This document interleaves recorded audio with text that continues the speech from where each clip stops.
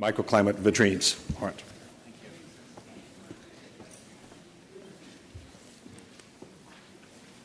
Hello.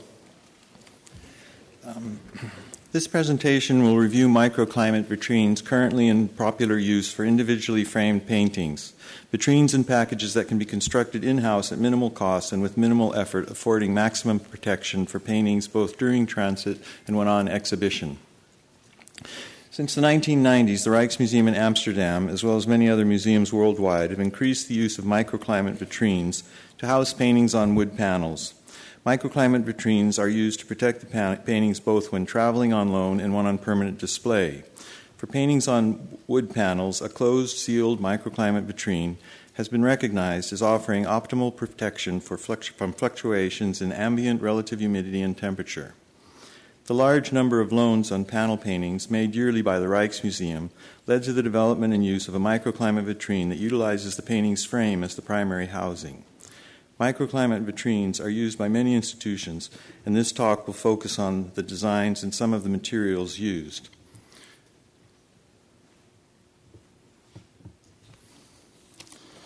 In 1995 Getty Symposium on Structural Conservation of Panel Paintings, Jörg Wadam presented a paper, Microclimate Boxes for Panel Paintings, which was subsequently published in the Proceedings of the Symposium.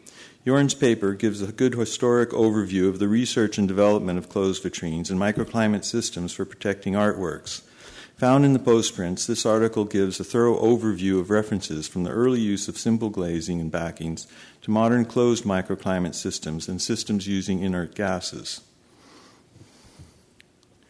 In 2007, a conference on microclimates was held in Copenhagen.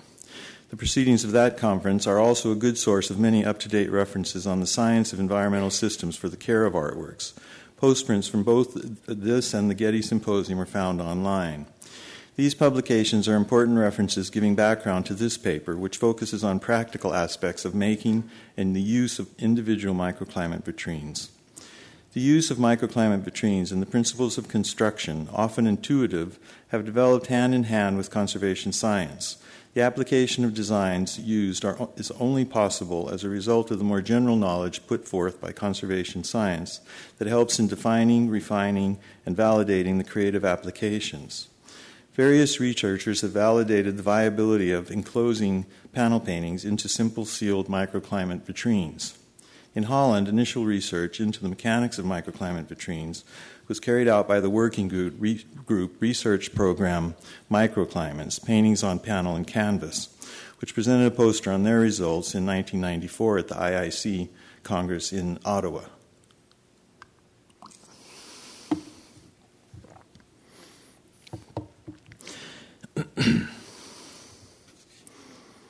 Excuse me.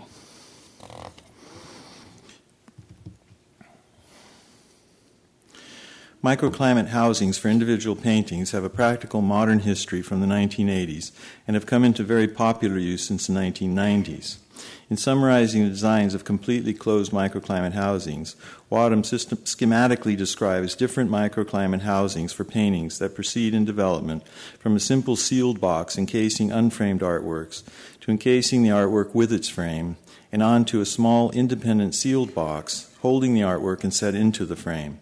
In each of these designs, a buffering material, usually a form of silica gel, was also enclosed with the artwork. A further development and the final design is also an independent box containing the artwork and set into the frame, but containing no buffering material. An important focus in the development of microclimate vitrines is that the painting be framed with little or no change to its overall appearance other than being glazed. Considerable criticism had been leveled at early closed systems due to the way the construction interfered with the aesthetic of the artwork.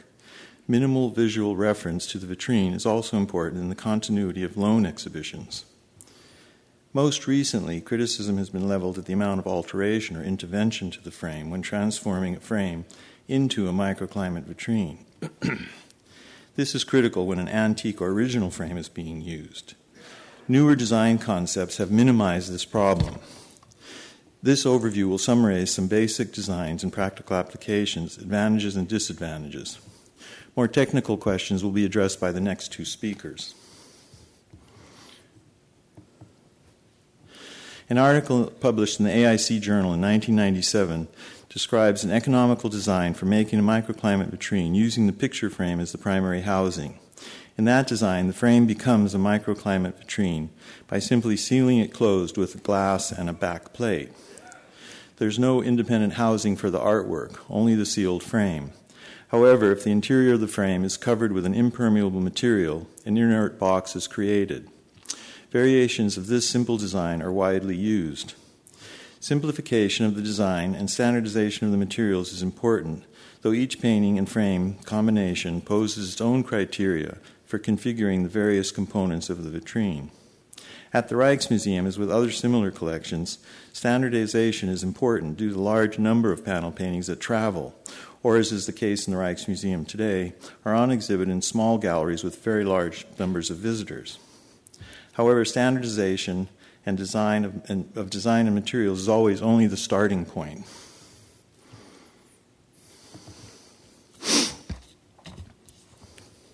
The first vitrines made in the Rijksmuseum, utilizing the frame as a primary housing, used stainless steel as the backplate. The edges of the metal plate were bent over to provide rigidity needed for a good seal. This was fully described in the AIC article, along with an option using polycarbonate canal plate. However, by the time of publication, the polycarbonate had already become a material of choice at the Rijksmuseum. Lightweight, semi-transparent, and easy to cut and use, it became a viable substitute for the heavier, costly metal plate.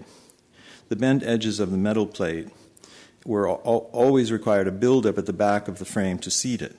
With the polycarbonate, a buildup is only necessary to accommodate the thickness of the artwork. When using the polycarbonate, black-colored aluminum stripping, either painted or anodized, is also used. The aluminum has a rounded-over profile that adds rigidity similar to the bent edges of the steel plate. The strips are attached along the edges of the polycarbonate. This ensures that the polycarbonate lays flat and the neoprene gasket, which is attached to the inside of the canal plate, is evenly compressed against the back of the frame, giving a good seal. As a rule of thumb, the screws holding the backplate are no further than 10 centimeters apart. This design allows the back to be easily opened and closed again. Polycarbonate backing plates have been encountered and are attached without the aluminum stripping, where either because of too much compression or expansion of the polycarbonate, the backing has lifted away between the screws, opening a gap. To prevent possible leakage, some designs have used aluminum tape to bridge the polycarbonate with the back of the frame. Though the adhesion of the tape is strong, it is vulnerable to tears. Opening and reclosing calls for retaping, which can be a problem if proper replacement tape is not readily available. On occasion, it has been necessary to open a vitrine during travel. Opening and resealing the vitrine depends on the understanding capacity of the courier or technician present. If no aluminum tape is available for resealing, then a substitute tape must be used, even if only for the duration of the exhibit. Concerns about permeability and adhesion, even if unwarranted, can become an undesirable worry. Another procedure that has been routinely taken up is to completely cover all exposed interior wood surfaces of the frame with aluminum tape. The tape renders the interior of the box inert, closing small holes and cracks, while also creating a barrier to moisture exchange with or through the frame itself. Application of the tape can be tedious, and it can also be difficult to remove. Camille Marchand, a frame restorer who constructs vitrines for the Rijksmuseum, first places a thin, low-tack tape directly on the wood below the aluminum tape. This facilitates easier removal. On the left, the tape is directly on the frame, and on the right, over the wood buildup that was put on to deepen the frame. The wood buildup you see here. A minor point, but important point to consider when adding a build-up to the back of the frame is the appearance. Even though it is only the back of the frame, it is important to take into consideration how it will look, especially from the side. If the build-up has any height, it is visually better to cut the addition at a slight angle and then to tone it dark or paint it with a traditional frame color such as a deep ochre. Merv Richard, the next speaker, has researched silica gel in some detail. He's shown that there's little difference in dimensional changes of panels in well-sealed vitrines when silica gel is present and when it is not. However, at the Rijksmuseum, as in many other institutes, silica gel is not used in sealed microclimate vitrines. In a vitrine, little moisture will be exchanged between the wood panel and the enclosed air when temperature changes. The exclusion of silica gel is based on the idea that the silica gel can become a moisture sink, absorbing moisture released from the panel at elevated temperatures. Before covering the interior of the frame with aluminum tape, it was assumed that the exposed wood helped reduce the burden of moisture exchange between the panel and the airspace within the vitrine. With the practice of covering the interior of the frame with aluminum tape, a thin sheet of museum board has been routinely placed behind the painting to act as an added cellulose buffer. Merv Richard has looked into the effect of the museum board and finds it to have a slight buffering action, assuming to be slowing the changes in RH. In his talk, which follows mine, he'll be discussing silica gel in some detail. Another important point to keep in mind regards framing. It is recognized that framing of panels can directly affect the stability of the painting. Too many attachments, though meant to be protective, can restrict the movement of the wood, leading to cracking and paint loss. We have encountered many old framings, such as these, with many attachments around the perimeter of the painting. It's important that the painting be held securely, but without restricting any possible dimensional changes, especially movement perpendicular to the wood grain that might result from changes of internal moisture, even if in a closed system. Numerous sophisticated framing methods have been developed for especially sensitive, fragile panels. Ray Marchant, for example, who regularly does structural treatment on panels, will routinely monitor and record the curvature of every panel entering the atelier, recording changes in relation to ambient changes in temperature and RH in the studio as treatment proceeds.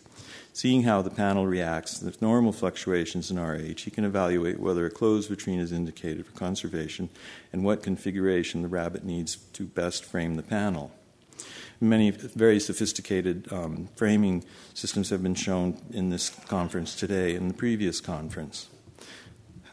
However, in general, and at its simplest, panel paintings at the Rijksmuseum are held secure with either wood or metal blocks that are attached only to the frame and hold the panel fast along the central axis of the grain of the wood. Solid contract is only at or near the central axis. This allows free expansion and contraction, does not restrict concave deformation at the back of the panel. Of course, a panel with concave surface deformation cannot be so simply restrained, and panels with complex deformations need adaptations to fit the curvature of the rabbet. Also, when necessary, with large or very flexible panels, soft foam is placed at the edges to dampen movement or vibrations without restricting dimensional changes. These are systems we used with the vitrine system in the frame, and this is a cutaway view of the microclimate vitrine that we generally are using. You can see all the components that are used in building up the basic vitrine. And this is expanded view, so you can see basically how simple it is with the aluminum tape. This one has a buildup on the frame, aluminum tape, in this case metal clips holding the painting in position, some cork centering the painting or holding it in position in terms of the sight size, and the mat board, the canal plate, and the aluminum strips that surround the canal plate. So this is the basic vitrine design that's used at the Rijksmuseum for most paintings that are put into vitrines. This photo from Merv Richard shows a particular framing at the National Gallery in Washington. This is an alternative to using a solid backing plate and the lining of the frame rabbet. Here the frame is glazed and a laminate sheeting marble seal has been used to seal the glass and line the rabbet. The painting is secured in the frame and the sheet of marble seal is sealed to it. A sheet of marble seal is sealed to the marble seal that's lining the frame. This creates a closed microclimate environment. A backing board is then attached to the frame to protect the laminate sheeting. Marble seal is a versatile material that's used in packaging. It is also used to seal art objects for transport and to make enclosures for anoxic treatments of artworks. Marble seal is nylon aluminum polyethylene triple laminate that has the advantage of being very strong and virtually 100% impermeable. It can be heat set to itself. Other impermeable laminates, also used in packaging and in anoxic treatments, have the added advantage of being clear and can be used if visibility of the object is desired or necessary. Of course, that assumes without a backboard.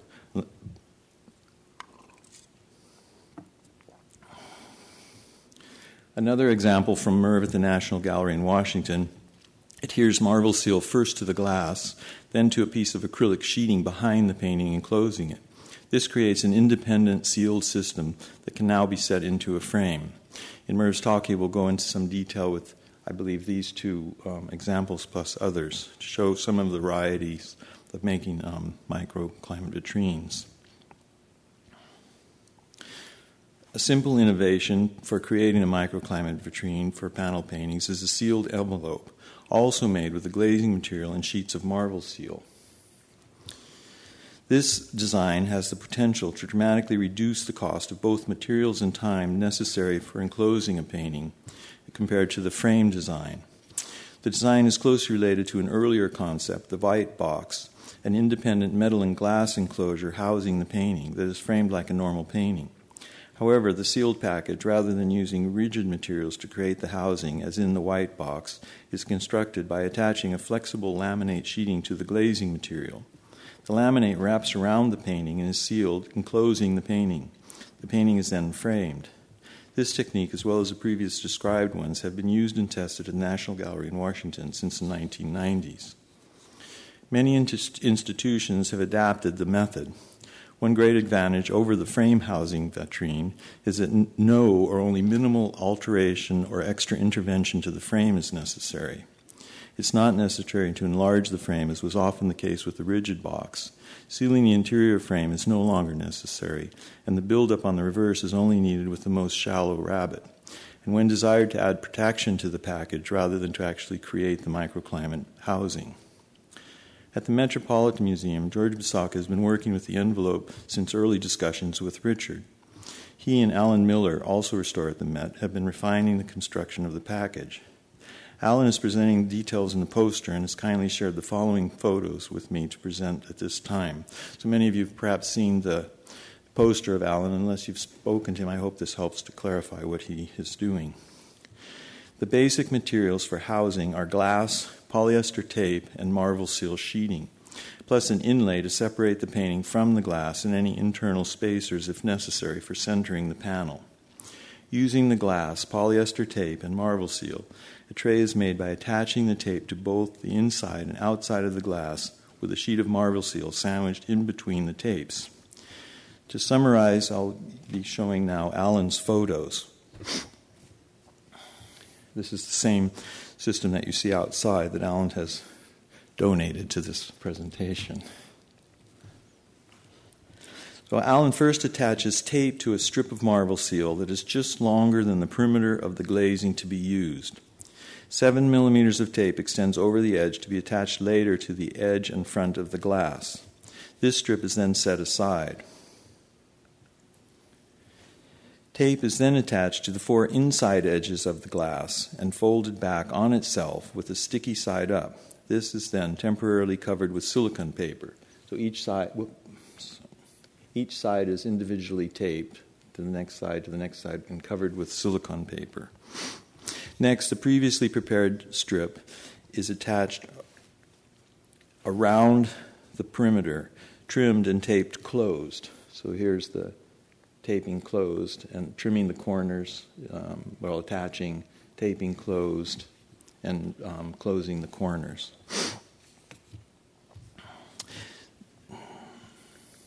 Here the outside corners are cut and the tape is folded to the front. Tape on the inside of the glass is unfolded. Here, removing the silicone paper. Removing the silica paper and then pulling the tape that was put on the inside of the glass up onto the inside of the marble seal. The tape is now attached both inside and outside the glass with the marble seal in between. between. The possibility of leakage through the tape or joins is greatly reduced. The tape at the inside corners had also been cut at an angle to provide an overlap. A tray has now been formed into which the inlay followed by the painting are placed. The spacer is painted and has been covered with black felt. It is held in place with double-stick tape. The painting is set in and a back sheet of marble seal is laid over it. So now it's being, a packaged back is put on here. The sides are folded over and the joins are all taped closed. The package can be framed. George Bisacca describes pulling the tape tightly to assure the contents are held in place. Tight, solid, and secure construction is important. Loosely held sheeting, as was seen in one Dutch museum, can lead to the painting and inlay shifting apart in the envelope. With some care, there should be no leaks, and by pulling the plastic tightly against the panel and spacer are held securely in place against the glass.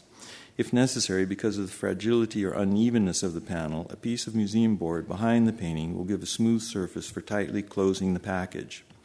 Alan's poster gives more details, and he can also answer many questions. The package can be secured into the frame with normal hardware. It's necessary a piece of carton or foam core laid over the back can protect the package from being damaged when handled. As with any general design, adaptations may be necessary. The glass may be larger than the painting, with the size of the frame is close to the size of the painting, and may require additional spacers at the sides to center the panel. It may be necessary to build up the inlay to conform with the configuration of the panel in order to safely seal the plastic against the back of the panel. And securing the internal pieces, as Alan shows by taping the inlay, also keeps the pieces from shifting out of place.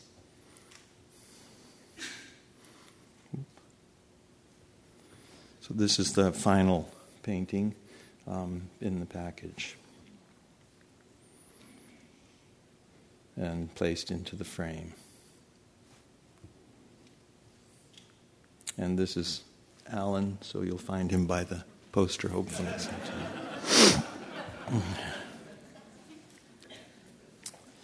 A final aspect to mention is record keeping. An important document that can travel with the painting is a diagram of the construction of the microclimate vitrine. Though we don't want to open a microclimate vitrine during the loan, it has been necessary to do so, generally to clean the glass or to remove an unsightly piece of debris that's found its way into view. Regardless of who might be opening the vitrine, it can be helpful to have a diagram that explains the construction. First, for evaluating whether the problem is worth the effort, and second, to understand what opening and reclosing the vitrine will entail. Finally, the label just mentioning that this is a microclimate vitrine should not be opened without permission, which implies without first contacting the owner, in this case the Rijksmuseum. This is less important with loans on temporary exhibits where consideration is the norm, but more so in the case of long-term loans where the borrower might feel themselves in a more proprietary position. So this is an example of course, a frame-type system defined there. Though widely accepted as safe, non-intrusive invention, problems do occur, and the questions continue to arise regarding the use of closed systems, some of which might be answered by the next two speakers, especially the pro-paint speaking. The addition of the museum board prompted a question as to whether there is a difference between the air spaces in front of and behind the painting, and if the difference could have an effect on the panel. Richard has found that the carton has slightly buffering effect, but is it helpful or can it cause problems being only at the back of the painting? Or is the airspace around the painting just too small for the question to be relevant? In the early 90s, the Getty was doing a survey of vitrines in Europe, and we asked them to test the air in one of our frame vitrines, and they really didn't have the capacity. They said the equipment couldn't evaluate so little air as in one of these vitrines. But maybe the pro-paint research that's going on now will be able to answer some of these questions by more sophisticated analysis. Some problems associated with excess moisture in the vitrines have been noted. One is fogging of the glass, which has been an occasional problem. It doesn't always happen, but on occasion to a particular painting, the glass might fog up. It can happen quickly or it can happen over a long period of time. One possible explanation is that a drop in temperature after an elevated temperature or with local heat on the outside of the glass, moisture can condense on the inside of the glass, and the surface of which has an affinity for attracting moisture. So if the temperature is elevated and there's more moisture in the air, when the temperature drops, the moisture wants to come out of the air and it will perhaps go to the glass. The fogging is often seen as a pattern that appears to be related to how the glass was cleaned. Could this indicate that the cleaning solutions used have increased surface attraction to the glass to moisture? This type of fogging, which it's difficult to photograph, of course, is more common than more serious condensation. And this is the most serious condensation we've ever seen. And it is difficult to know when it happened. The painting left Amsterdam and went to an exhibition. It wasn't noted either upon leaving Amsterdam or upon arriving at the exhibition, but it was noted at the end of the exhibition, the first venue. But it's still not really possible to know how this happened in a museum environment. In this particular case, and this is the condensation, which is almost looking like frosted glass. And here, when the glass was cleaned, this is the result. This also, there was some bloom on the varnish, most of which could be buffed away. Okay.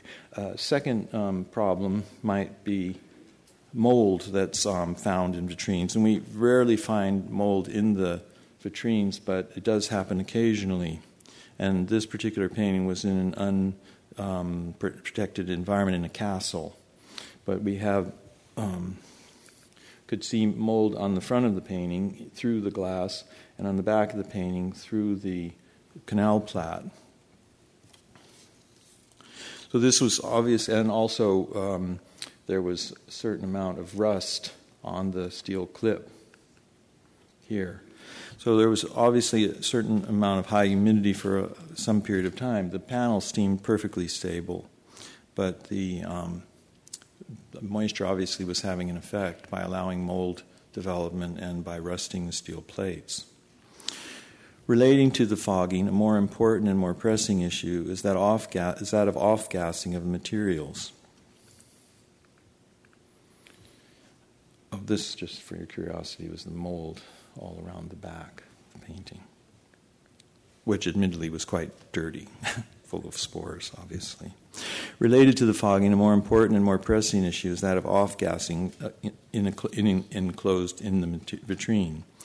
Less frequently, a pattern resembling the design of the painting has been reported, implying that compounds coming from the painting and depositing directly on the glass have to be considered. George Bissaka mentions a Daumier painting with a bituminous paint passages repeated on the glass. Can and does off-gassing of the adhesives, the neoprene, any paint or other materials used in the compounds from the painting or from the painting itself cause problems? Recommendations have been made to open any microclimate vitrine at least once a year. Independent backings can be removed and replaced as needed, and with the envelope, it's been suggested to cut slits in the package that can be resealed if the picture travels again. The question is, what compounds might accumulate from what materials, and if so, what danger is there? Can an equilibrium be reached by off-gassing compounds in a closed space that stops or slows off-gassing? What danger does any material that's found have to the painting itself? Is it really necessary to open vitrines, in a sense, periodically freshening the internal air? These and other questions are being dealt with by the next two speakers and will be of interest to our future understanding. And I certainly hope that the ProPaint group especially can answer about off-gassing and moisture. And the big question is, with the off-gassing is just, what is the off-gassing? Is there any accumulation? But with the problem of moisture, what are the real perimeters, and how should we really be relating to those perimeters with keeping the paintings in vitrines over a long period of time? Thank you.